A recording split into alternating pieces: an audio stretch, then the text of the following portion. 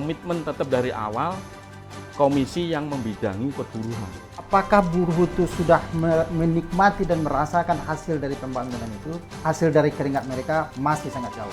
Apakah pengupahan itu bisa dilakukan peraturan daerah? Selagi kita masih berpedoman pada aturan Undang-Undang 23 tahun 2014 tentang kewenangan daerah, provinsi, itu saat ini seperti pemerintah daerah itu nggak punya kewenangan.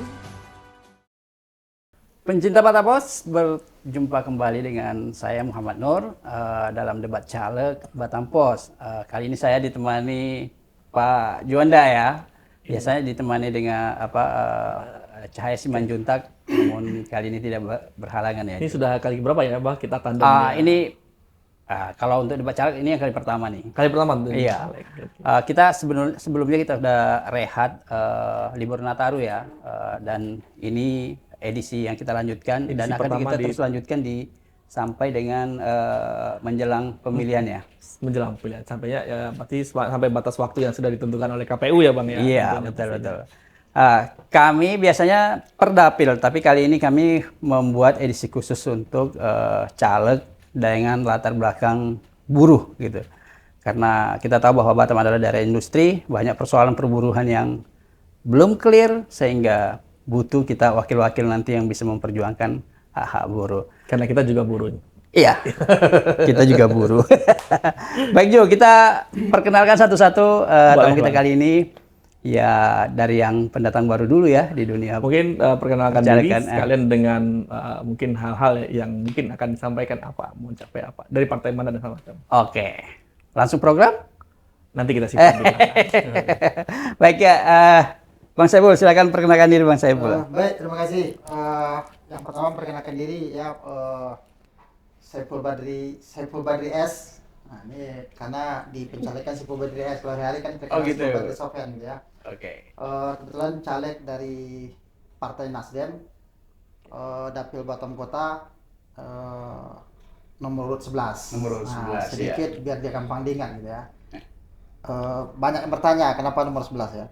Kebetulan Nasdem ini kan didirikan tanggal 11 bulan 11 tahun 2011. Iya. Dan didaftarkan juga tanggal 11 Mei jam 11 pagi serentak Indonesia kemarin. Baik. Dan kebetulan juga yang perlu diingat adalah warga Belian yang tinggal di perumahan Diamond Blok I nomor 11. Jadi ini kait-kaitnya bisa kali ya. Cocokologinya bisa kali ini Bang. Jadi yang kedua, 11-11-nya ini. Ini kan bicara mau ngapain setelah jadi anggota dewan kan begitu. Iya. Saya juga tidak mulu-mulu, kita ini harus memahami kita legislatif. Kita tahan dulu. Perkenalan dulu. Perkenalan. Ya mungkin perkenalannya itulah dari aktif dulu di ini ya Bang. Aktif di dari buruh. buruh. Kebetulan sampai saya ini juga ketua Serikat Pekerja Provinsi. Provinsi ya. Dulu kan waktu Batam agak itu dikit kan. Agak apa? Agak Gerakan di Batam itu kebetulan ini juga yang generasinya hampir sama lah. Ini satu generasi semuanya. Ini satu generasi atau gimana? Ada masalah mulai pembahasan UMK, mulai masalah memperjuangkan hak buruh, biasa semakin sering tampil di media kan. Akhirnya begini. Wajah-wajah. Akhirnya begini. Ini jawara-jawaranya ini. Saya paham dia paham saya juga begini gitu. Saya paham dia. Jadi kebetulan karena hanya hadir bertiga dan kebetulan ini masih satu gerakan dulu gitu ya. Baik. Sekarang ke Bang Suprapto. Ini dulu Panglima ya. Kita nyebutnya Panglima gitu ya. Pokoknya Panglima Garda Metal gitu. Kalau zaman-zaman saya masih di lapangan Bang, begitu mau UMK atau demo kontaknya Bang Suprapto. Dan masih ingat waktu itu masih zaman yang sempat yang ditusuk itu ya Bang? Iya. Siap. Ya, kita perkenalan. Baik. Silakan Bang. Assalamualaikum warahmatullahi wabarakatuh. Selamat siang pada pemirsa Batampos. Perkenalkan, nama saya Suprapto. Saya dari Partai Buruh, caleg DPRD Kota Batam, Dapil 3, Nongsa, Sungai Beduk, Bulang Galang. Partainya nomor 6, nomor urutnya 6. Biar mudah dikenal masyarakat. Kalau tinggal di Piayu, satu kecamatan dengan Bung Mustofa nanti, kan itu. Seperti itu. Baik. Kalau ngomong masalah pergerakan tadi ya, kita bertiga seangkatan di awal-awal tahun 2010-an. Satu angkatan. Satu angkatan sampai sekarang ini. Meskipun beda organisasi ya. Iya, gitu ya. sekarang Satu udah berbeda kan itu. Iya. Bung Beda Mus semuanya. Iya.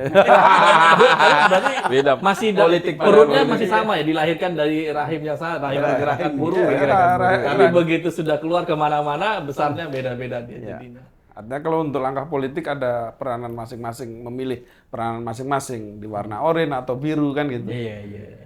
Seperti itu. Baik, baik. Makasih Bang Suprapto. Nah, yang satu ini aktivis buruh, tapi belakangan udah dikenal sebagai anggota dewan karena memang satu periode belakangan ini beliau di DPRD Kota Batam. Silakan Bang. Ya, bismillahirrahmanirrahim. Assalamualaikum warahmatullahi wabarakatuh.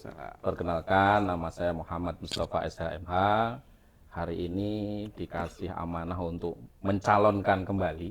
Kenapa saya bilang kembali? Karena hari ini juga masih jabatan sebagai salah satu anggota DPRD. 2024, tanggal 14 Februari, mencalonkan kembali melalui Partai Keadilan Sejahtera. Nomor urut 1 di Dapil Sungai Beduk, Bulang, dan Galang.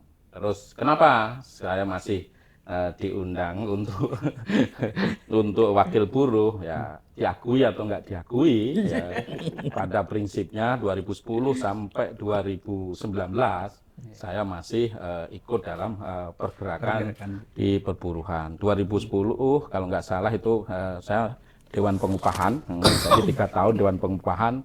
Dan disitulah pertama kali kita mendapatkan, walaupun itu kerja bersama, kalau hari ini adalah UMK paling tertinggi waktu itu. Yaitu sekitar 720 kalau nggak salah. Dari 1,4 menjadi 2.050, masih ingat betul kita waktu itu. Nah, terus dan alhamdulillah waktu itu di 2016 sampai 2019 diamanai sebagai salah satu ketua Serikat Pekerja di sektor EE. Saya nggak boleh nyebut namanya, nanti salah pula kan gitu kan. Ya, di sektor EE. Iya, Salah saya baik. itu. Baik, makasih Bang Mustafa. Nah, kita langsung ke ini ya. Apa sih ditawarkan kali ini gitu? Tapi kita mengawalinya dari pendatang baru nih gitu. Ini menarik sebenarnya Bang. Tadi saya sudah bilang ternyata satu angkatan lahir dari rahim yang sama, rahim pergerakan buruh gitu kan. Tapi begitu besarnya berbeda-beda. Ada yang kemana, ada yang kemana, ada yang ke biru, ada yang oranye, warna-warnanya berbeda gitu. Jadi tiba-tiba berbeda. Tapi tentu goalnya sama. Pasti semuanya goalnya sama. Ya tentunya karena lahir dari rahim pergerakan buruh, tentu goalnya ada sama ya, kesejahteraan buruh.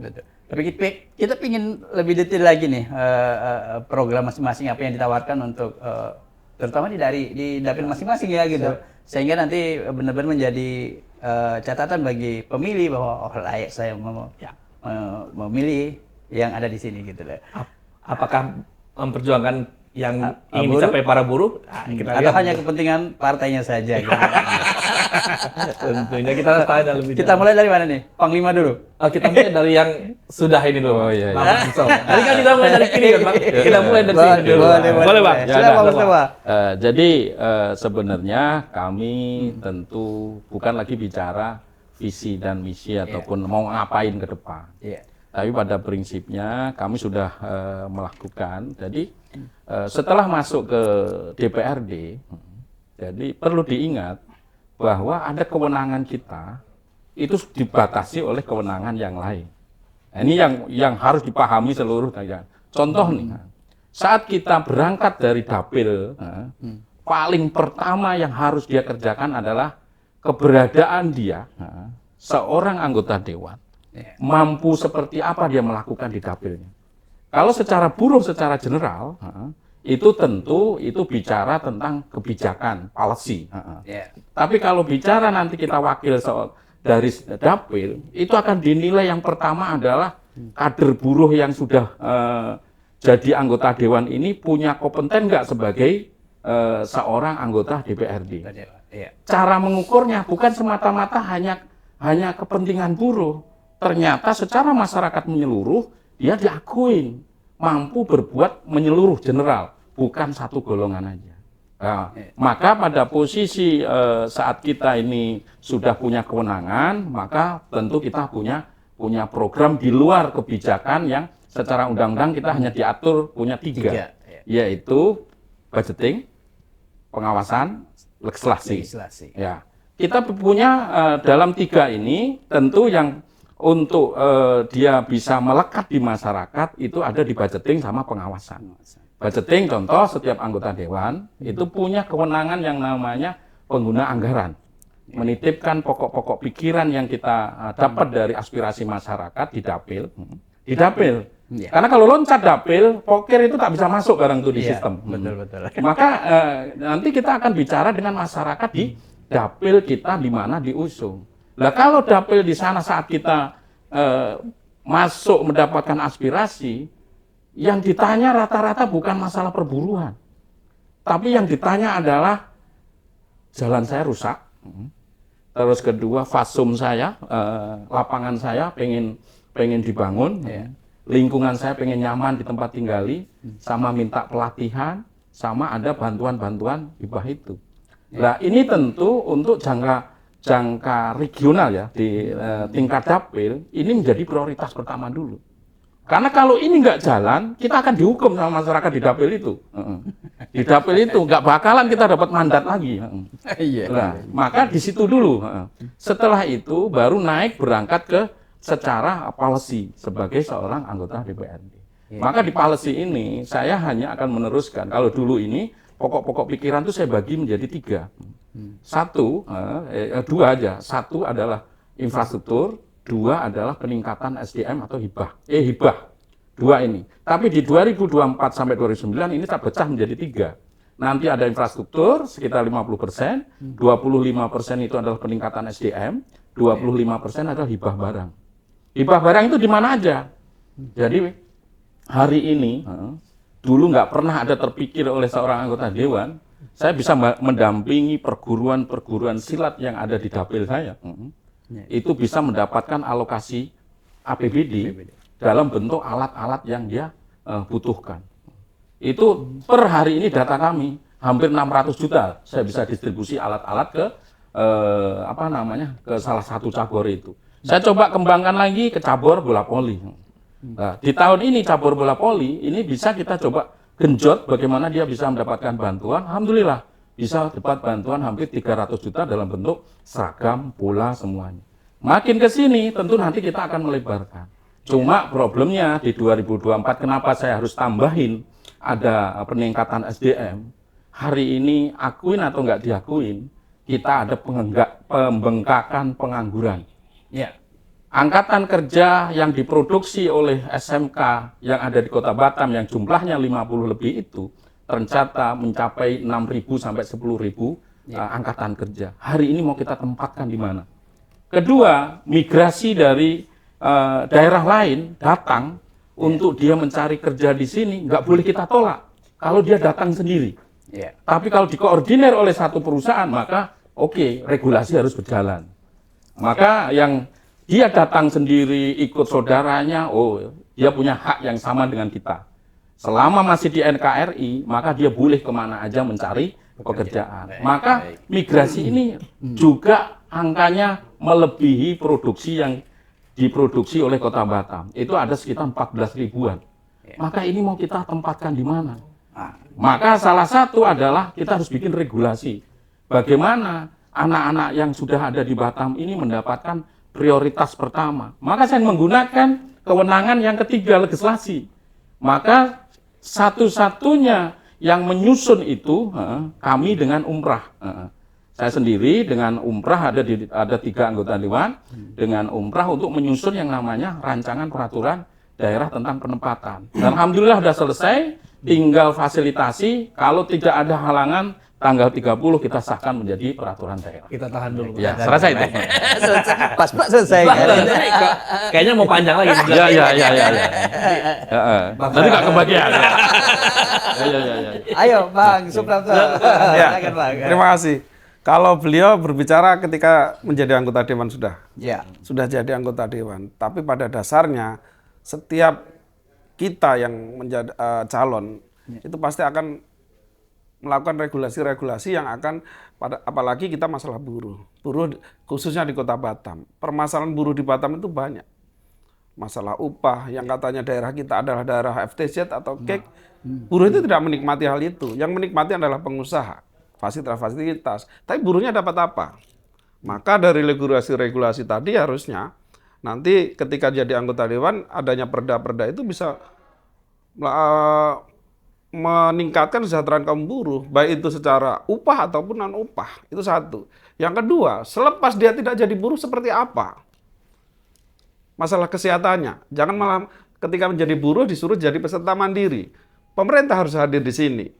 Selaku anggota dewan ini harus didorong nantinya. Maka kami selaku buruh sejak tahun 2014 itu punya relawan, Jamkesword di situ. Sekarang ada rekan Batam. Itu mendorong pemerintah supaya masyarakat yang kurang mampu ataupun buruh-buruh yang putus kerja, tidak kerja, itu mendapatkan haknya sebagai peserta PBI, penerima bantuan iuran dari pemerintah.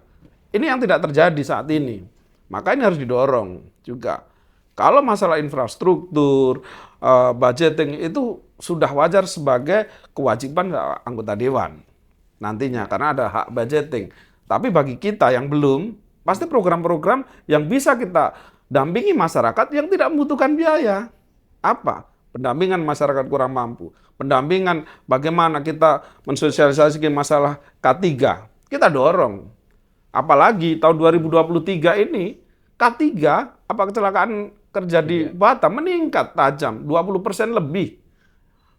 Ini bagaimana dorongan ini supaya ini pengawasan ini meningkat dengan aktual di lapangan di perusahaan supaya apa? Mengurangi.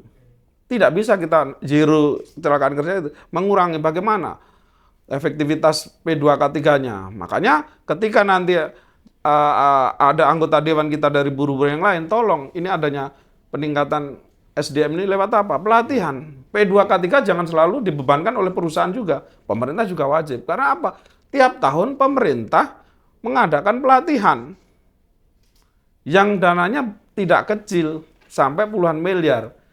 Tetapi penggunaannya apakah sudah tepat? Nah, nanti pengawasan lah. Pengawasan. Sudah berapa ribu tenaga kerja yang dilatih itu, serapannya gimana? Belum ngomong masalah lulusan SLTA dan setingkat itu. Karena apa? SLTA dan setingkat ini kewajiban atau tanggung jawab di provinsi. Maka harus ada sinkronasi.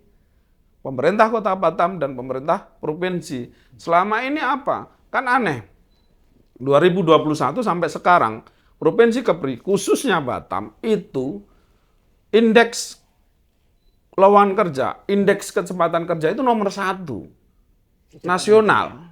Kesempatan kerja. Tetapi indeks kompetensi pekerjanya nomor 3, tapi dari bawah. Artinya hal terbalik gitu loh. Nah ini yang harus kita lakukan untuk melakukan peningkatan kompetensi kepada teman-teman pekerja. Baik. Kita kasih kesempatan Bang Saiful Badri. Silakan Bang. Bang Saiful. Saya mulai lagi nih. Seperti yang saya sampaikan tadi ya, pasti muncul pertanyaan setelah di legislatif mau ngapain ya. Yang perlu saya tegaskan, saya terlahir dari aktivis buruh. Ya. Dan yang menjadi konsep saya itu buruh sampai saat ini adalah pelaku utama yang terus menggerakkan roda perekonomian. Ya. Dan buruh pekerja mempunyai kontribusi besar terhadap pembangunan. Ambil Batam ini dulu. Ya. Batam, saya datang ke Batam ini seperti apa tahun 90 dulu. Sekarang Batam seperti itu tidak lepas dari peran buruh. Ya. Tetapi apakah buruh itu sudah menikmati dan merasakan hasil dari pembangunan itu? Hasil dari keringat mereka masih sangat jauh. Ya. Jadi dalam hal ini kita menyadari apa fungsi di Dewan seperti yang disampaikan tadi ya. Yang pertama, kalau saya punya peringkat legislasi ya, kita harus bagaimana nanti ikut berjuang di sana, aturan-aturan itu setidaknya perda yang muncul itu secara nyata, real, jelas kelihatan keberpihakannya kepada kondisi buruh yang ada saat ini. Ya, itu banyak hal, mungkin butuh waktu kalau tapi intinya itu. Yang kedua dari penganggaran gitu ya, budgeting ya. Kita juga harus memperjuangkan ya dalam hal tadi ya, buruh itu mempunyai kontribusi yang besar, tetapi dia belum ditempatkan pada posisi yang sebenarnya. Itu tentu juga menyangkut SDM-nya. Dan untuk ini di dalam bagian dari blueprint ketenaga kerjaan kita ya, dari regulasi kita ada namanya lembaga kerjasama tripartit, baik itu nasional atau daerah.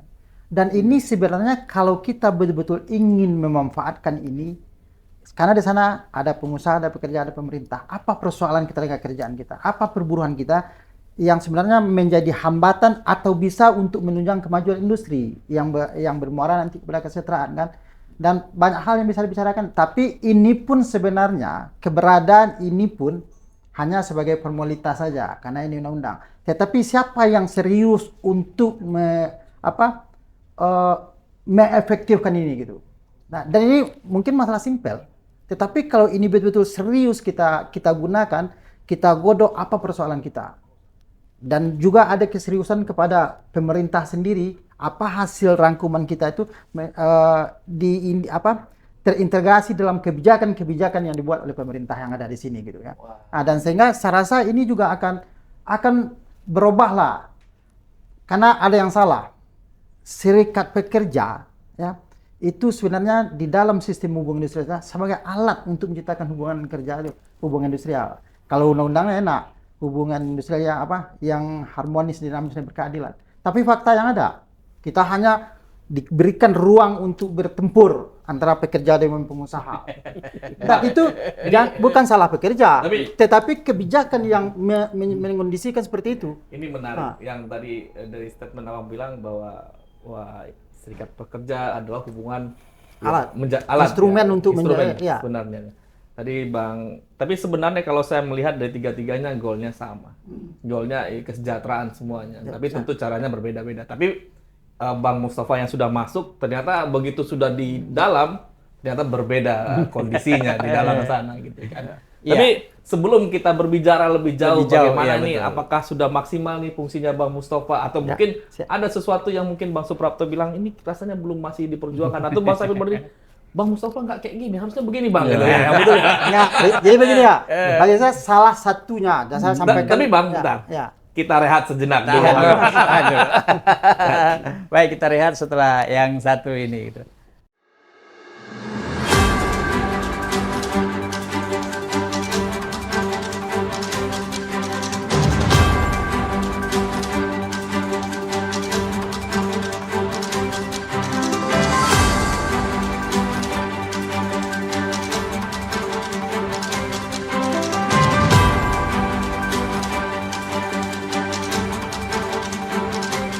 Nah, Baca Batamos, kita sudah di segmen kedua. Tadi sudah perkenalan, sudah penyampaian visi misi sudah. Tadi mau di akhir ending sudah agak menyerempet-nyerempet nih ke bahannya nih, ke intinya ini. Tapi kita tahan dulu sejenak. Nah, mungkin saya ambil satu isu sih Bang gitu. Kesejahteraan buruh. Itu mungkin goal dari semua. Tapi saya ambil sebelum sampai ke persoalan itu, kita dulu ingin ini teman-teman kita simpan di akhir ya nanti ya. Kita di pendatang baru ini kan ini udah ada nih wakil buruh selama ini. Kami ingin semacam kritisi lah. Sudah maksimal nggak kerja Bang Mustafa nih masanya gitu. Mungkin dari Bang Saiful Badri gitu. Mungkin wakil buruh atau tidak ini kan gitu. Karena kan berangkat dari buruh kan. Apakah memang memperjuangkan yang mungkin yang diperjuangkan para buruh, teman-teman buruh, apakah Bang Mustafa sudah maksimal atau mungkin nanti nanti jawabannya kita simpan di Bang Mustafa ini sudah siap menjawabkan jawabannya. Atau Bang Mustafa berubah deh. Silakan Bang Saiful. Jadi begini, dari yang dijelaskan oleh Bung Mus tadi saya memahami ya. Saya paham itu. Tapi bagi saya masih berpikiran karena beliau sendirian di situ. Ya. Dan salah satu itu yang membuat saya untuk saat ini betul-betul bertekad kita harus buru-buru harus masuk ke situ. Dan kita juga harus bertekad dan begitu kita hadir di situ harus bisa memberi warna, tidak seperti yang sekarang. Ya. Jadi sekarang belum ada warna nih. Karena saya memahami beliau itu juga sendirian di situ dan makanya saya juga nggak sepakat kita harus mungkin ada beberapa fraksi kalau bisa di setiap fraksi itu kita ada dan kolaborasinya enak gitu ya. Dan seperti beliau sampaikan wewenang beliau ada tapi ada terbentur oleh wewenang-wewenang yang lain. Tetapi dan jujur kita kondisi negara kita, negeri kita, pemerintahan kita dalam keadaan tidak baik-baik. Artinya ada hal-hal yang harus bisa kita berikan edukasi. Makanya bagi saya kebetulan ke sana itu ya karena melihat kondisi-kondisi yang itu ada sebuah pemberontakan yang ada di dalam. Jujur dari dulu saya itu untuk menjadi legislatif bukan menyombongkan diri tidak gitu ya. Nggak begitu sebenarnya dari awal nggak begitu bertekad yang seperti yang ada saat ini. Tetapi ada sebuah pemberontakan di dalam. Bahwa kondisi-kondisi yang memang jujur bahasanya itu saya sampai harus dilawan memang. Ya. Tetapi dan kita tentunya harus siap dengan segala konsekuensi itu. Dan bagi saya untuk melawan sebuah kondisi, kalau aktivis buruh nggak diragukan, pasti siap dengan itu.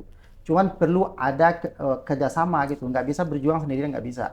Ada Bung Mus, ada Bung Prapto itu, dan saya yakin 3 orang, 4 orang dari aktivis buruh benaran duduk di dewan pasti bisa memberi warna. Nah, Dan saya yakin itu. Bang Suprapto, sepakat nggak abang dengan hal ini? Saya apa yang disampaikan Bung Saiful atau Bung Mustafa itu tadi sepakat. Artinya apa? Bung Mustafa di situ itu di partai yang saat ini beliau bergabung itu kan dari background, sebenarnya bukan hanya beliau aja background buruhnya, tetapi ketika beliau yang memang benar-benar lahir dari aktivis kan yang lain tidak kadang juga mempunyai hal yang berbeda. Contoh, kenapa tadi saya bilang apakah pengupahan itu bisa dilakukan peraturan daerah?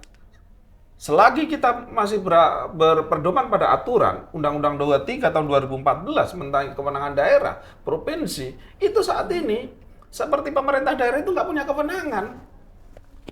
Upah itu ditarik ke pusat. Loh, terus kewenangan daerah apa? Undang-Undang 23 tahun 2014. Itu salah satu adalah kewenangan untuk ketenagakerjaan. Maka karena beliau itu di dewan itu sendiri di background-nya buruh, yang lainnya background-nya pengusaha, ya mudah-mudahan beliau tidak tertarik ikut pengusaha kan gitu. Bang, tapi gini bang, ini menarik ini bang. Bang, saya tahan sedikit Bang Saiful Badri. Saya mungkin agak tergelitik, dua-duanya menyatakan hal yang sama.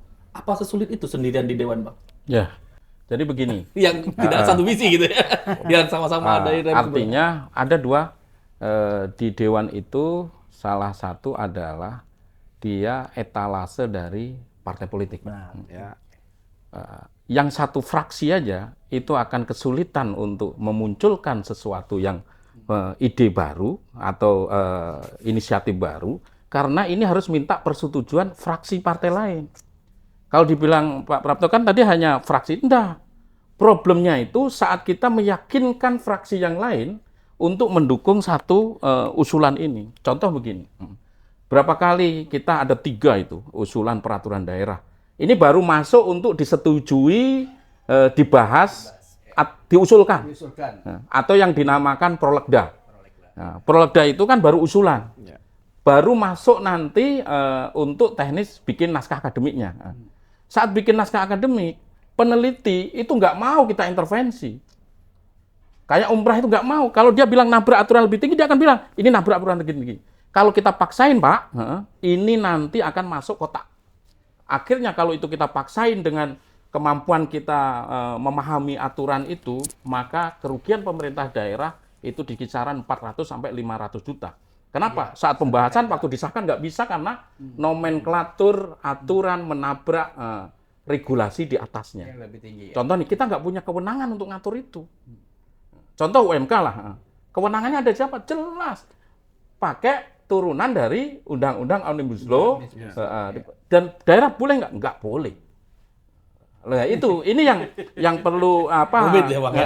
Terus kedua, tentang bagaimana apa yang dimaksud dengan betul nggak sendiri itu sulit. Iya. Eksekutif sama legislatif itu beda. Eksekutif bisa sendiri putusin. Pak Wali bisa mutusin sendiri. Tapi kalau legislatif minimal 2/3 kalau kita mau mengusulkan sesuatu yang baru. 2/3 itu dari mana? Nggak mungkin fraksi kita aja sendiri. Apalagi kalau kita masuk sendiri satu, kayak PSI. Ya mohon maaf sih sebut ini. Gak apa-apa, silakan. Sendiri. Ya mohon maaf. Di fraksi aja dia akan sulit itu, karena fraksinya kan gabungan. Meyakinkan kawannya yang lain partai untuk menyetujui usulan dari ini. Nah, ini makanya kolektif kolegial ini, maka siapapun yang masuk di sana harus mampu berkomunikasi yang baik dengan seluruh stakeholder yang di dalam itu. Tapi kalau hanya pokoknya, udah selesai kita. Berat, selesai kita di dalam. Berat ternyata. Iya. Tapi mudah-mudahan kalau misalnya 3-3-nya masuk, ini mungkin bisa ya. Ya artinya kalau 3-3-nya masuk, kan warnanya akan berubah. Berbeda ya. Kan gitu. Masing-masing selain sebelum mempengaruhi fraksi lain, fraksi kita sendiri harus bisa meyakinkan, kan seperti itu. Bang Ipul, Bung Mustofa, kita di Partai Buruh, kan gitu. Artinya memang tugas itu akan menjadi lebih ringan ketika banyak aktivis buruh yang ada di dalam di sana. Kan itu. Tapi tadi Bang Mustafa bilang walaupun sendiri sudah mengusulkan hal-hal yang terkait masalah perburuhan nih Bang. Ya, ya saya harus berani mengakui ya. Dia agak sedikit sombong kayaknya. Tapi ngomong boleh bang. Ya, Ngomong boleh iya sedikit, boleh Bang. tak sombong. Jadi sejak kita masuk di dalam, ruang-ruang sekat DPRD itu terbuka. Ya berapa kali teman-teman mau ketemu siapa aja kita fasilitasin untuk ketemu. Ada beberapa permasalahan itu kita juga bisa langsung melakukan RDP. Problemnya teman-teman harus memahami bahwa yang namanya RDP rapat dengar pendapat itu bukan pengadilan yang dia bisa memutuskan. Keluarnya hanya rekomendasi. Ya. Ini yang perlu ini. Kami cuma pada posisi kami selalu ingin karena komitmen saya masih di perburuhan adalah 5 tahun saya di Komisi 4, salah satu itu. Saya ingin komitmen tetap dari awal komisi yang membidangi perburuhan. Karena dengan itu kami juga pengen meyakinkan di komisi itu orangnya beda-beda. Saat kita ngajuin satu, kita RDP kan kasus ini, setuju, ada yang tidak, ada yang enggak, kan gitu kan. Ini memang terjadi di dalam, supaya teman-teman nanti bisa tidak semua yang kita ajukan disepakati oleh komisi untuk dilakukan RDP. Kalau nggak disepakati, nggak mungkin barang tuh naik. Apalagi kalau temannya ya. Ya, apalagi perusahaan yang ada masalah temennya salah satu anggota, dia telepon, janganlah itu kan. Kawan saya. Ya. Ini nyata real yang kami hadapi. Tapi kan tiba-tiba teman-teman buruh kan lihat, Bang Mustafa begitu naik tak begini. Ya memang gitu. Karena sistem itu membuat kita juga tidak bisa. Contohnya itu, kita usulkan, kita RDP ini. Nah, tapi alhamdulillah beberapa presentasinya agak tinggi lah RDP-nya masuk dan beberapa ada kegiatan kita juga hubungkan teman-teman ke pimpinan. Karena kami itu ada koordinator yang namanya pimpinan, ada ketua sampai wakil ketua.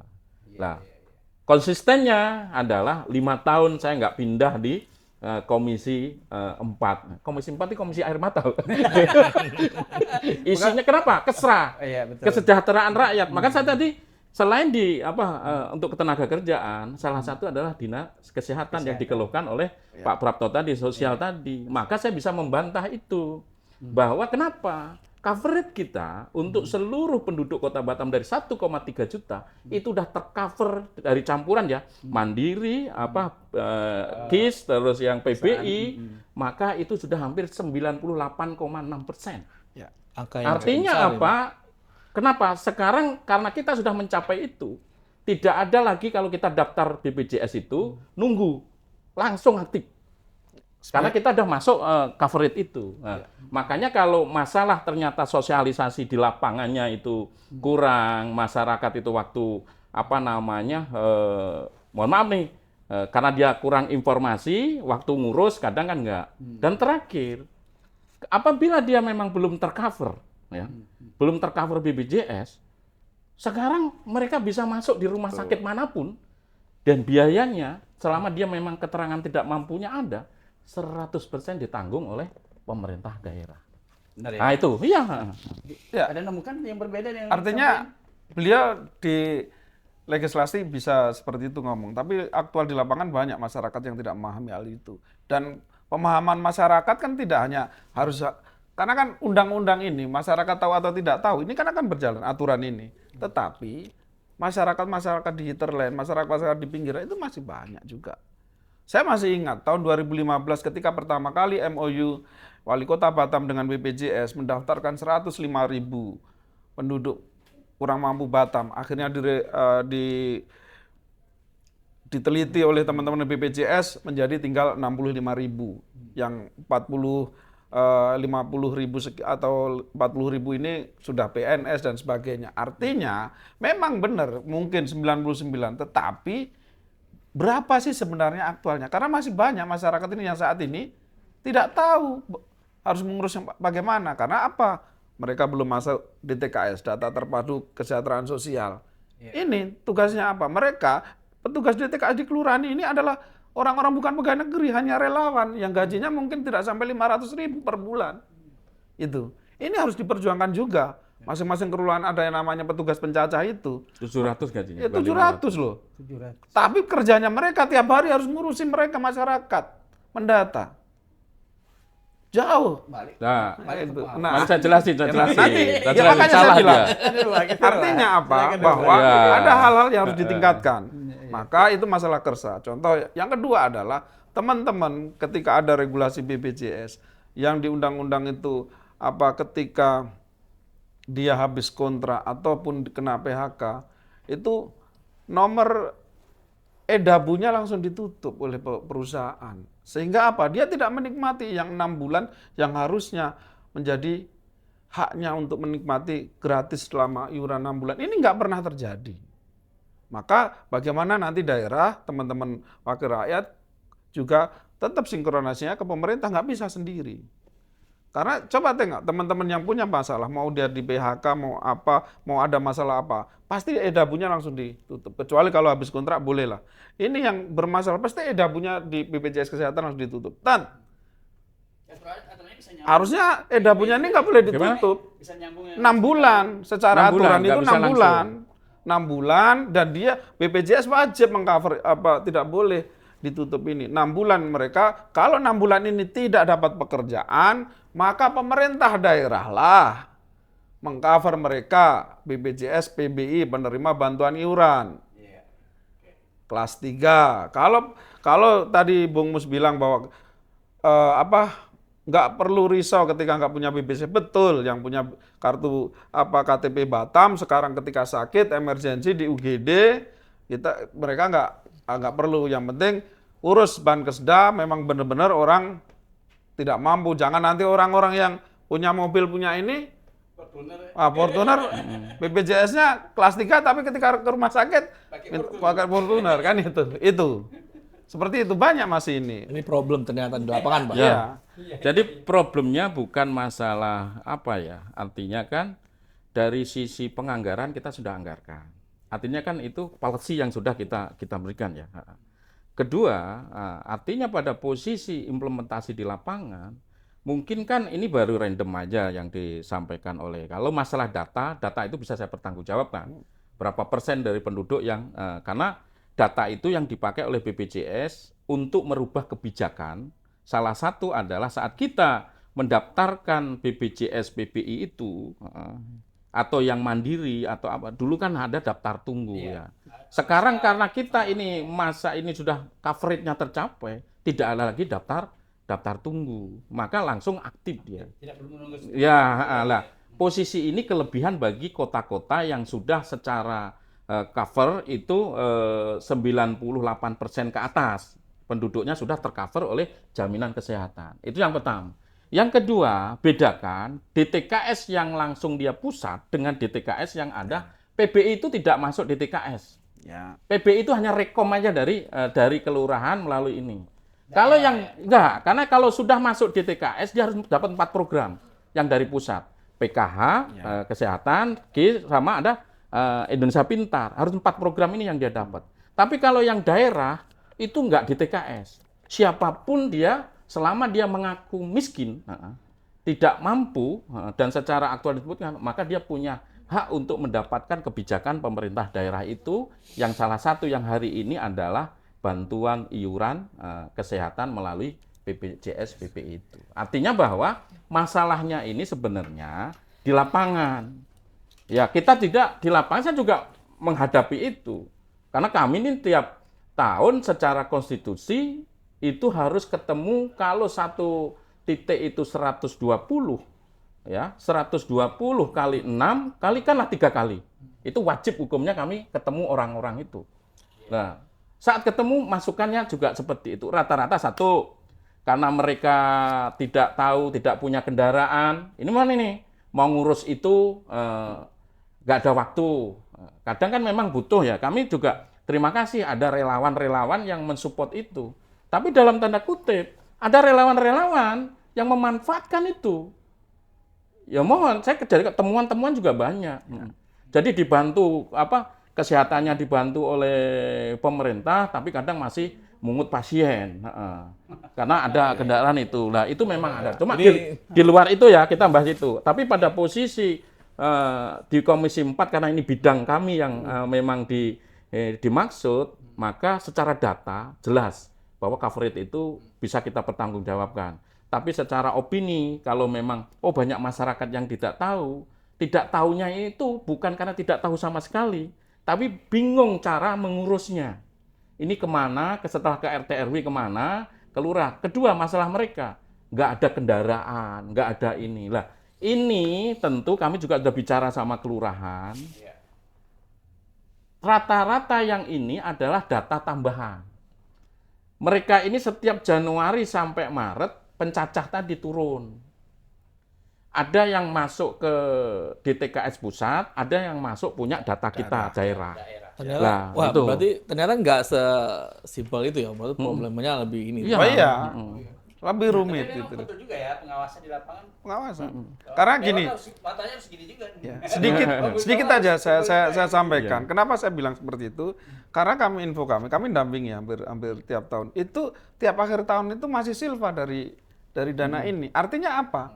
Kan masih ada ruang yang bolong. Iya, walaupun dari Dewan itu sudah menganggarkan sekian persen, 99% ibaratnya. Tapi nyatanya tiap akhir tahun itu silva balik gitu. Oh, oke deh. Nah, Ya, kalau Tapi saya- sebelum nanti kalau Bang, ya. sebentar sebelum Abang bicara, saya potong sedikit kita rehat sejenak. Setelah ini Bang saya. Bang saya.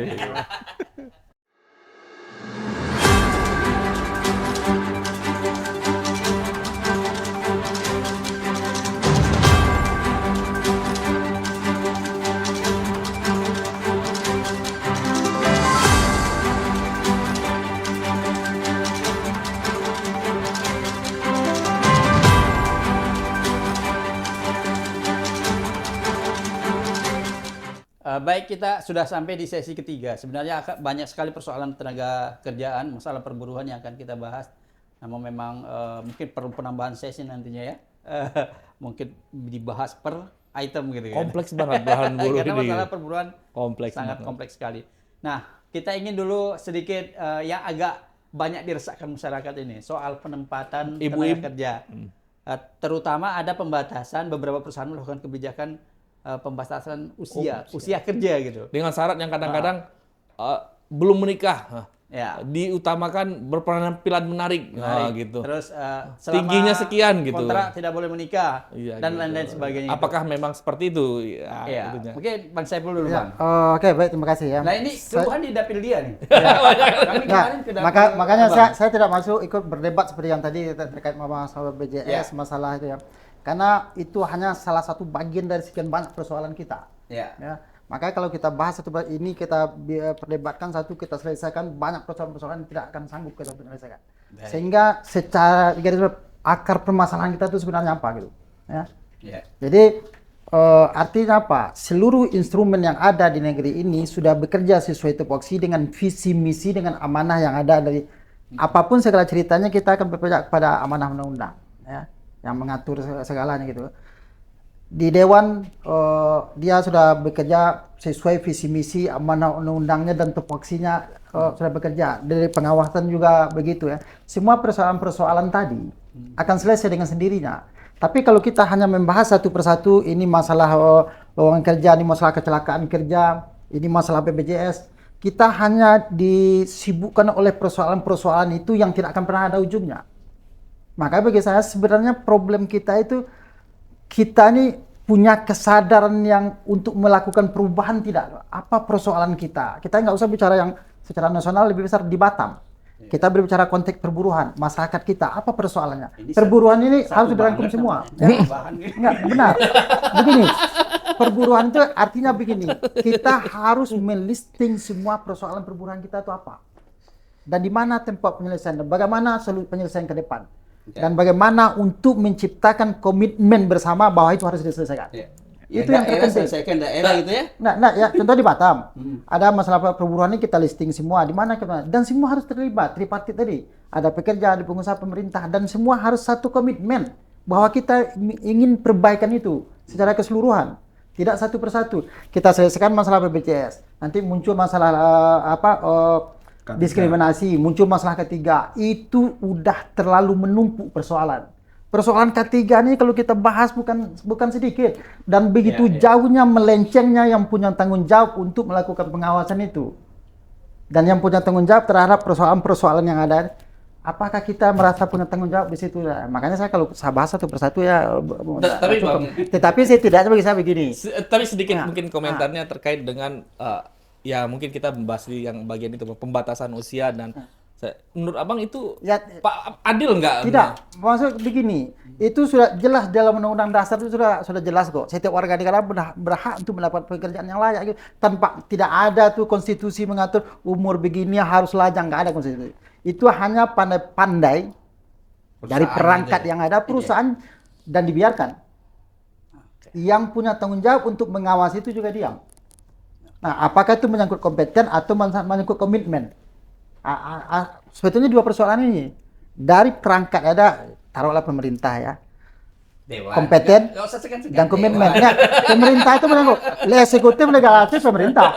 Ya kan? Kita bicara gitu kan. Tapi saya yakin kayak Bung Mus ini, kalau saya juga berharap kita di Dewan ya, kita tetap dengan gaya-gaya bahasa kita, tidak perlu dengan bahasa-bahasa yang populis, kebijakan-kebijakan seperti tadi ya, wakil Dewan turun ke dapil. Itu tujuannya lebih cenderung hanya apa? Mencari simpati. Seperti kata Bung Mus tadi, biar dipilih lagi nanti. Bagaimana ke depan kita tidak seperti itu, dan itu penting. Itu tetap penting. Tetapi jangan yang pokok kita tinggalkan, ya, bahwa kita harus melakukan perubahan. Baik. Ya, maka dan saya yakin Bung Mus sendiri ini namanya mau regulasi mau penganggaran itu kebijakan politik, ya, dan kebijakan politik perlu kemampuan diplomasi, perlu kemampuan lobby. Dan itu akan dipengaruhi oleh karakter masing-masing orang dan kepedean orang. Dan saya mau di sana sekarang. Kalau kita ada apa atau ada, pasti PD-nya pun akan lebih tinggi lagi untuk menghadapi di internal. Contoh dulu di fraksi ya. Di fraksi kita matang, kita keluarnya dari fraksi pun juga akan lebih matang lagi gitu. Dan itu tentu juga banyak faktor. Saya juga nggak menafikan lah ya. Memuas apa yang beliau buat kita apresiasi. Keberadaan beliau setidaknya yang memberi warna, jujur.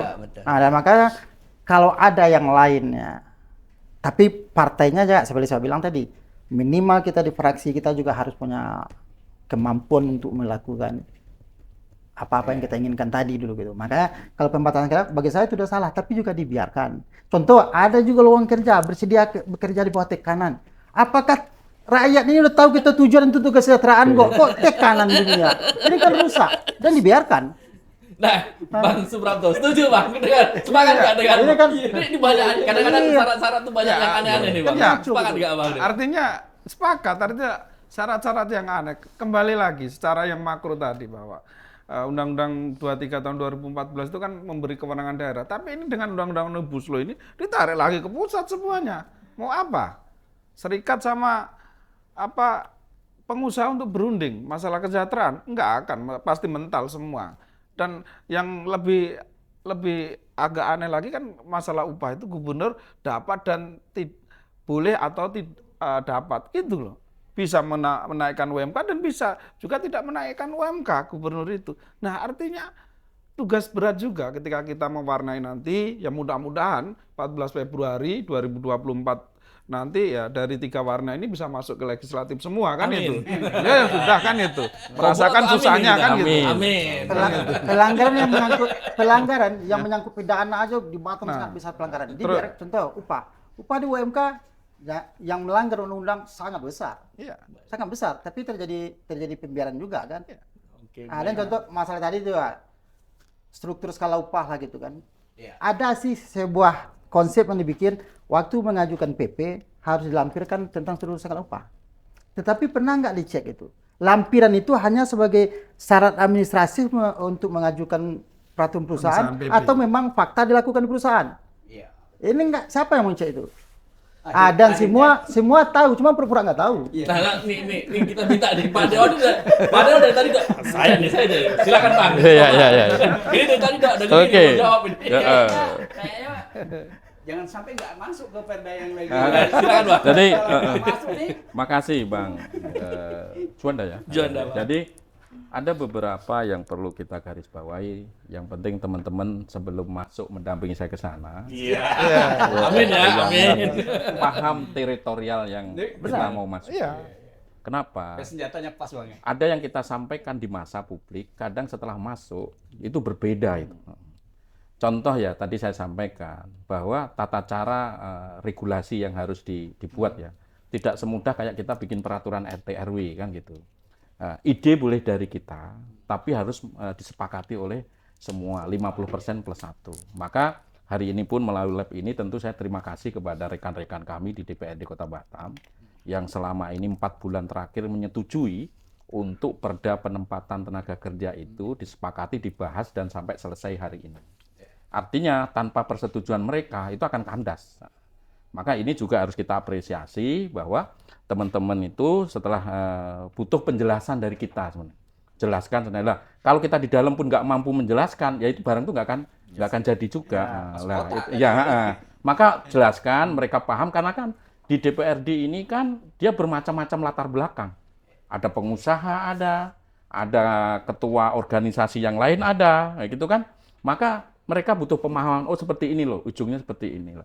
Di perda ini juga, maka apa yang dikeluhkan tadi, ini sudah terjawab semua di sini. Poin-poin tadi. Ya, ada 3 klaster ya. Ini saya bikin 3 klaster, ini ngikut-ngikut Omnibus Law kan, ada klaster-klaster ya. Jadi klaster pertama, ini menyangkut syarat-prasyarat untuk masuk bekerja atau membuka lowongan kerja.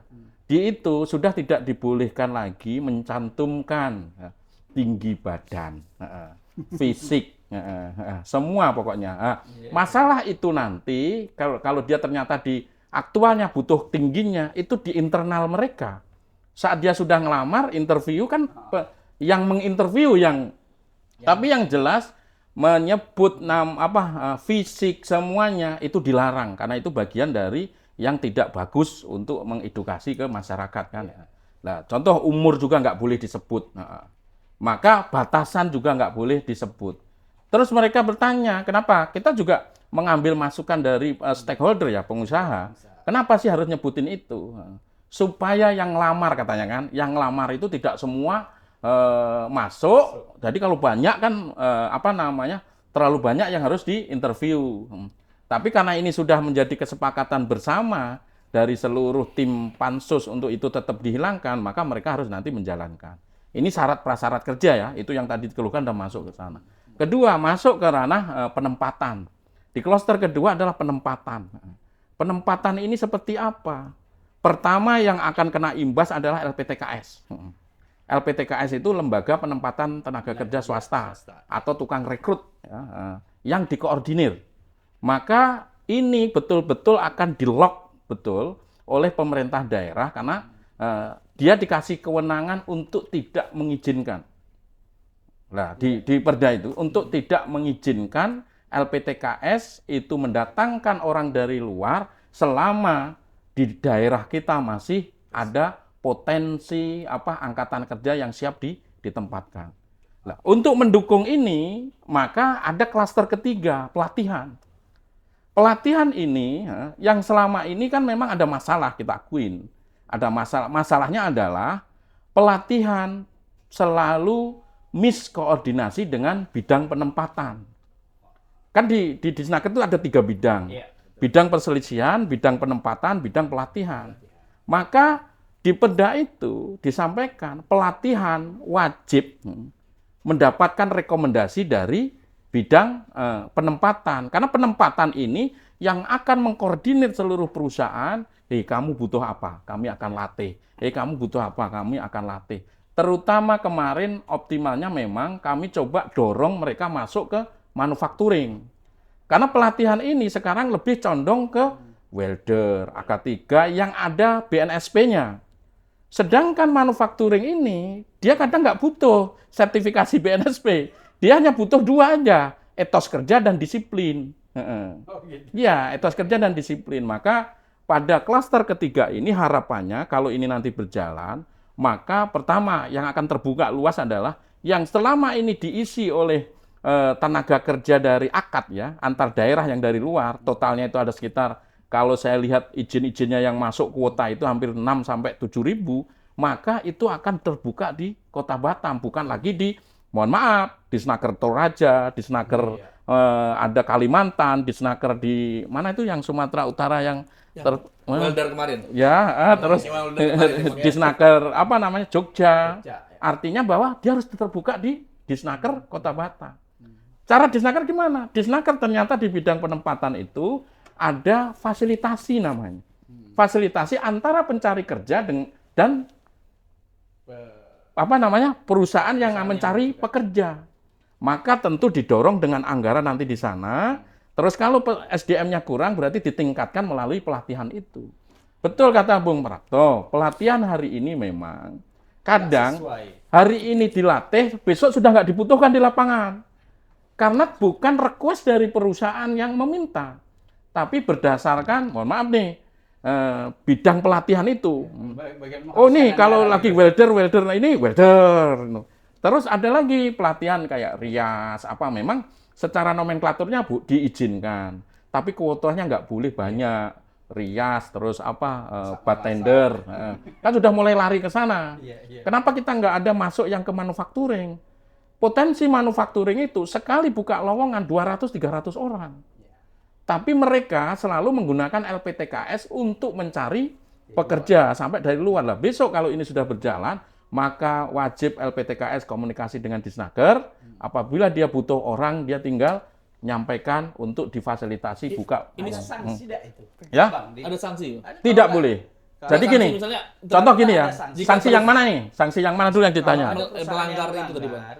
Rekrut dari luar tadi, sementara tersedia tenaga kerja di Batam, ada sanksi tidak bagi perusahaan itu? Diatur nggak di perdanya itu? Sanksinya ada di pengawasan nanti. Pengawasan. Jadi posisi sanksi ini, setiap perusahaan itu butuh pemerintah daerah. Betul nggak? Ada izin-izinnya yang dikeluarin pemerintah daerah. Maka saat ini punya catatan buruk, sering melanggar perda, maka catatan itu akan berimbas kepada perusahaan itu. Jadi take and give ini. Ini udah sah ya, Bang? Hah? Udah sah. Tanggal 30 paripurna. Tanggal 30 paripurna. Iya. Dan Saya sedikit menambah itu Iya, masalah saya, Bang. LPTKS tadi. Sekarang itu LPTKS itu udah bertransformasi menjadi perusahaan outsourcing, supplement power. Mereka sudah tidak lagi merekrut, tapi apa? Melakukan penempatan tenaga kerja ini menjadi outsourcing. Sudah banyak ini. LPTKS ini saya yakin sudah tidak, kemungkinan akan kosong setelah adanya Undang-Undang Nomor 6 tahun 2023 menjadi apa? Perusahaan supplement power, outsourcing. Ini juga harus diawasi gitu loh. Banyak sekarang ini kok potensi problem nanti. potensi problem. LPTKS ini sekarang sudah ada kok beberapa LPTKS besar yang di Batam Indo sekarang udah nggak ngerekrut. Dia ngerekrutnya lokal untuk menjadi karyawan dia ditempatkan di perusahaan ini, jadi outsourcing. Ya, penyebabkan karena parameter keberhasilan pelatihan tadi itu salah. Iya. Karena sekarang seharusnya orang yang begitu kan anggaran besar tuh. Betul. Setelah dia ke pelatihan harus ada Parameter. diukur, parameternya, tingkat keberhasilan pelatihan itu sekarang apa? Berapa banyak yang diserap? Terserap. Seharusnya bukan itu. Skill yang mereka, kualitinya yang harus ada parameternya gitu. Ini kan enggak. Akhirnya ya mereka Selesai pelatihan ya sudah gitu. iya, dapat karena sertifikat. mereka LPK sama Disnaker bagian penempatan kan secara emosional dengan mereka punya hubungan yang baik, ya. Akhirnya ya yang penting keberhasilan dari sebuah LPK itu berapa banyak yang diserap di perusahaan. Tapi kalau kita berbicara tentang peningkatan skill, apa parameternya? Nah, itu yang perlu dipikirkan. Tapi kita punya harapan baik dengan perdanya yang dibikin Tapi Bang ada Mustafa satu ya, Bang. problem lagi, Jo. Masalahnya kita nggak punya LPK. lembaga pelatihan. Ya, itu satu ya. BLK. BLK iya, itu BLK. kan punyanya kementerian. Nggak ada kementerian yang dikabel. Ya, kementerian dikabel dan mereka sekarang sedang membangun lagi ruang yang terbaru.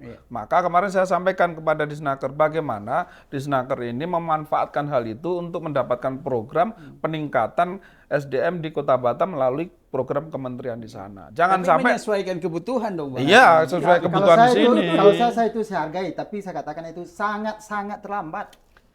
Benar. Sekarang Itu artinya apa? Niat dari pemerintah dalam hal ini. Nggak ada. iya. Ya kan? Sekarang mulai ada yang udah kondisi Batam seperti ini, udah berapa lama kita Batam? Nih, Yang apa? BLK. Ya. Yang dikhawatirkan nanti, Bang, itu tadi. Tidak, itu kita hargai. Teknologinya Ini telat, udah berubah teknologi yang dipakai di perusahaan di sini. Yang justru yang dilatihkan di sana teknologi yang tertinggal kan. Wah, aduh gawat juga. Enggak, jadi gini, saya nambahin, artinya kan kemarin juga kita sempat masuk di BLK. Jadi ada beberapa kami ingin dorong di klaster pelatihan tadi, salah satu adalah setiap perusahaan dilarang untuk menolak prakering, praktek kerja industri yang ada dari SLTA yang ada. Karena kami ingin menampung keluhan masyarakat betapa sulitnya saat anaknya itu pengen PKL itu tidak bisa diterima padahal perusahaan di sini banyak. Maka di situ diwajibkan. Itu yang pertama. Kedua, kami mendorong setiap SMK, kami juga kemarin sudah saya kumpulin semua kami kumpulin seluruh yang namanya kepala-kepala sekolah kejuruan SMK, total itu ada 52, sudah kami kumpulin. Maka mereka harus didorong untuk kerjasama dengan perusahaan-perusahaan. Bagaimana lulusan mereka itu siap pakai ke perusahaan itu. Salah satu adalah contoh yang dilakukan oleh PT TDK, dia bekerja sama dengan SMK 6 atau apa yang di sini. Bahkan dia menghibahkan satu mesin untuk dibuat satu kurikulum. Kami kemarin dengan SMK juga saya sampaikan, Kepala Dinas juga hadir. Memungkinkan nggak SMK menambah update kurikulum sesuai kondisi Batam? Oke, otomotif. Kan masih ada otomotif. Saya tanya, kalau otomotif ini, sekolah SLTA ini otomotif ada di Bekasi, di Cikarang, pabriknya banyak Pak otomotif di sana. Pasti akan mudah ditampung oleh perusahaan di sana. Tapi kenapa di hari ini tidak ada satu SMK pun yang ada, mohon maaf nih, kurikulum belajar tentang mesin SMT, mesin yang PCB, tooling. Tooling hari ini semua diisi oleh orang India. Ini tooling ini. Benar. Tentu ini tidak harus BLK, tapi kita bisa memanfaatkan SMK-SMK itu dengan kerjasama dengan perusahaan-perusahaan inilah. Ini udah terbangun semuanya. Cuma kemarin juga ada permasalahan sedikit masalah magang, pemahaman magang. Kadang kan masyarakat tertipu dengan magang ini. Dan magang ini kan ada kaitannya dengan upah juga.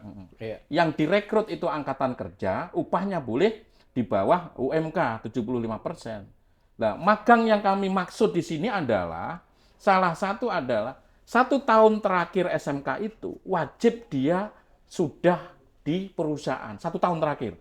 Artinya disitulah yang dibilang magang. Jadi posisi masih sekolah. Nah, di tahun terakhir mulai kelas 3 dia bukan lagi masuk ke ke sekolah tapi sudah masuk ke perusahaan kerja. Ini yang 6 bisa dilakukan. inilah Menarik banget Bang. Iya. Problem yang kompleks dan segala macam Banyak sekali sebenarnya. dan kita belum masuk ke kecelakaan kerja, belum masuk dengan UMK. Tapi sebelum kita ke sana, ini problem waktu. Kita rehat lagi di. Oke, baik. Kita lihat sejenak sebelum closing statement.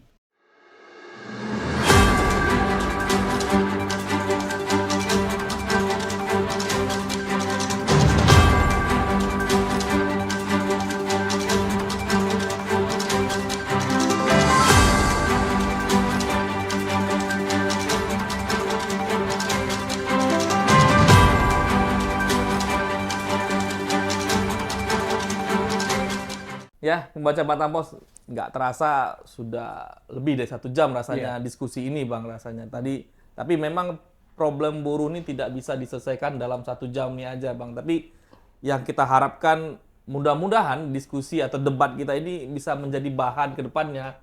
Mudah-mudahan amin ya ketiga-tiganya ya Bang ya. Amin jadi bahan bagi ya diperjuangkan gitu.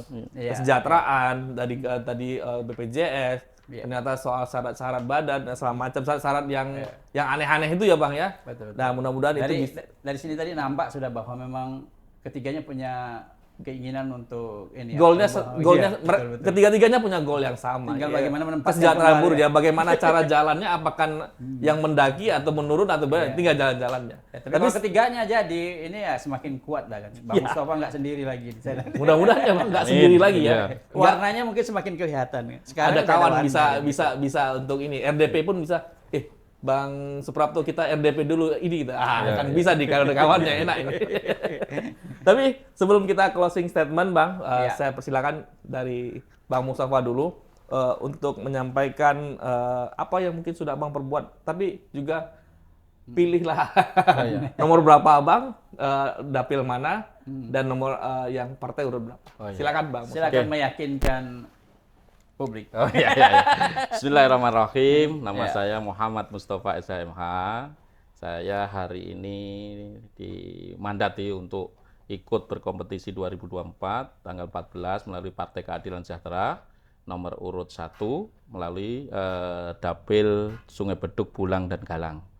Ada harapan apabila saya mendapatkan mandat kembali, tentu saya ingin melanjutkan apa yang sudah saya lakukan hari ini, terutama khusus untuk di perburuhan dan nanti calon-calon pekerja yang ada di Kota Batam.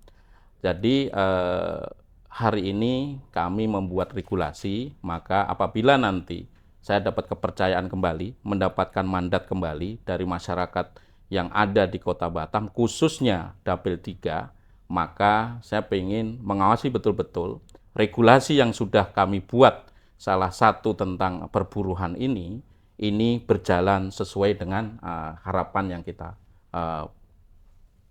punya, atau ide gagasannya di situ bisa terlaksana sesuai dengan aturan yang kami buat. Maka harapan yang paling besar, kenapa saya harus maju kembali, tentu tanpa dukungan dari masyarakat, wabil khusus teman-teman pekerja, ya tentu kami tidak bisa melanjutkan kembali itu, karena kewenangan itu sudah tidak ada. Maka saat kami duduk kembali, mendapatkan kewenangan kembali, maka tugas pertama saya adalah salah satu meneruskan tadi yang setelah disahkan ini butuh pengawasan untuk berjalan sesuai dengan yang kita harapkan. Seperti itu, Bang. Terima kasih banyak Bang Mustafa. Bang Suprapto. Baik. Assalamualaikum warahmatullahi wabarakatuh. Perkenalkan, nama saya Suprapto. Saya hari ini diamanahi untuk menjadi calon legislatif di DPRD Kota Batam dari Partai Buruh, partai nomor 6 dan nomor urutnya juga 6. Kenapa saya atau kami? Karena kaum buruh selama ini belum banyak partai yang menyuarakan kepentingan-kepentingan buruh. Maka partai buruh yang lahir dari rahim kaum buruh seyogyanya akan memperjuangkan nasib-nasib kaum buruh. Baik itu sebelum menjadi buruh, saat bekerja, ataupun nanti setelah tidak bekerja. Karena ini tidak hanya kita berjuang saat bekerja saja, tetapi sebelum bekerja bagaimana? Artinya saat nanti sekolah menjelang lulus, bagaimana mereka nanti berinteraksi dengan industri, pekerja-pekerja dengan industri. Wabil khusus saya di Dapil 3, Sungai Beduk, Nongsa, Bulang Galang. Kenapa? Sungai Beduk itu daerah industri, tapi serapan tenaga kerjanya untuk industri di Sungai Beduk dan Nongsa itu sangat kecil untuk lulusan-lulusan dari sekolah tersebut. Maka butuh dukungan dari masyarakat, khususnya pekerja. Kami dari FSPMI, mari dukung kita di Partai Buruh, khususnya Suprapto, Dapil 3, nomor urut 6, Sungai Beduk, Nongsa, Bulang Galang. Karena apa?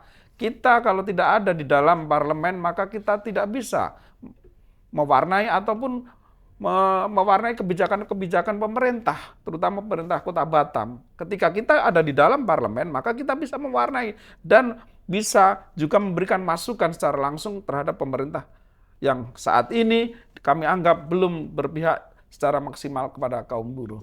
Itu aja. Terima kasih banyak Bang Suprapto. Bahasa Ibu Badri. Baik, terima kasih. Tadi saya udah awali bahwa saya ini kan terlahir dari serikat pekerja dari aktivis buruh gitu ya. SPSI ya. SPSI ya. Dalam hal ini saya hanya ingin menyampaikan bahwa selama ini saya konsisten berjuang di lapangan bersama kawan-kawan ya. Dan sekarang jujur masih tidak puas atau boleh katakan kecewa lah ya dengan harapan kita kepada dalam hal ini pemerintah itu legislatif lah gitu ya. Artinya dalam hal ini kita putuskan bahwa kita juga harus ikut ke sana sebagai bagian dari pengambil kebijakan. Kita tidak hanya menitip suara kita gitu ya. Jadi dalam hal ini kan sesuai dengan tagline saya sebenarnya sebagai apa gitu ya. Lawan ketidakadilan dan kesenjangan sosial. Itu permasalahan kita ya. Dan di legislatif ini sesuai dengan fungsinya ada legislasi, budgeting, dan pengawasan. Sebenarnya dari 3 fungsi ini sangat banyak program yang bisa kita masukkan yang menjawab persoalan-persoalan tadi. Dan itu memang tidak simple, complicated di dalamnya. Tetapi dengan rasa kebersamaan, dengan komunikasi dengan kawan-kawan, seperti saya bilang tadi, kita berkolaborasi. Bung Mustafa tidak sendirian di situ. Saya yakin kita bisa akan memberi warna untuk itu. Ya. Amin. Ya, jadi dan sekali lagi makanya bagi yang sependapat dengan kita, ya, maka saya menghimbau dukungan dari masyarakat, ya. Saya sebagai ketua SPSI Provinsi Kepri dan juga sebagai konstituen, saya juga ketua DPW Gerakan Massa Buruh Partai Nasdem, ya. Dari dulu saya ikut berbanyak partai, tapi yang baru berani terang-terangan pakai baju berwarna Nasdem, ya. Artinya apa? Ada yang saya harapkan dan saya banggakan di situ. Dan itu mari saya mohon dukungan kepada kita semua. Tanggal 14 Februari, ya, Saiful Badri dari Partai Nasdem, Dapil 1 Batam Kota Lubuk Baja, nomor urut 11. Kenapa 11? Dari awal sudah jelaskan tadi, semua serba 11. Gitu. Ya. Amin. Amin. Ini. Amin. Mudah-mudahan ya harapan kita Ya, kabul. Ya. kabul. Ya harapan kita ya Bang. Kami ikut juga buruh. Mudah-mudahan semakin banyak perwakilan buruh di parlemen baik Batam pun maupun Kepri nantinya sehingga ya dapat mengakomodir lah ya Bang suara-suara para buruh, lebih keras lagi suara buruh terdengar di parlemen itu. Ya, buruh sejahtera negeri ini pasti lebih baik. Tapi kalau buruh sengsara, jangan mimpi Batam yang begini begono ke depan kalau selagi buruhnya sengsara. Oh iya. Keren. Beliau mau menyebut apa buruh sejahtera negara sejahtera nggak berani, takut kena komplain kan itu. Buruh berkuasa negara sejahtera nggak berani dia. Baik, sebenarnya masih banyak yang perlu kita berbincangkan ya, Jun. Jadi kita berharap sih saat ini sudah ada yang mewarnai. Mudah-mudahan ke depan di 14 Bisa Februari mewakili nanti, suara-suara para buruh teman-teman nanti. terutama yang hadir hari ini ya, mudah-mudahan bisa mewakili kita. Katakan kita karena kita juga buruh kan. Kita buruh.